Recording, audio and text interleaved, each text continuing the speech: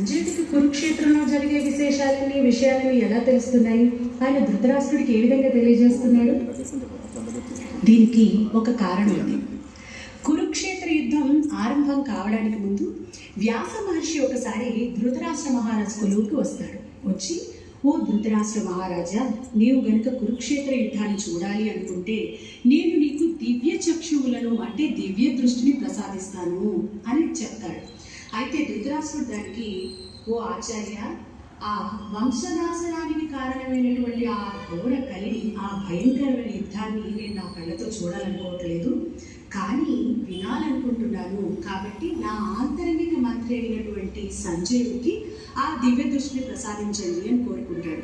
ఆ ధృతరాష్ట్రుడి కోరిక మేరకు ఆ వ్యాస మహర్షి సంజయుడికి దివ్య దృష్టిని ప్రసాదించి ఆ యుద్ధంలో జరిగే అన్ని విషయాలను ప్రత్యక్షంగా ఈ సంజయుడు వినగలడు, చూడగలడు, తెలుసుకోగలడు. ముందు కానీ వెనుక కానీ, పగటి యందు కానీ రాత్రి యందు కానీ, రహస్యమైనది కానీ ప్రకటితమైనది కానీ, మనస్సులో ఉన్నది కానీ జరుగుతున్నది కానీ, ఇలా ప్రతి ఒక్క విషయం సంజయుడికి తెలుస్తుంది అని చెప్తాడు. అలాగే సంజయుడు యుద్ధ భూమిలో ఎటు నుంచి ఎటైనా వెళ్ళగలడు. అతని ఏ ఆయుధం స్పృశించదు. అతనికి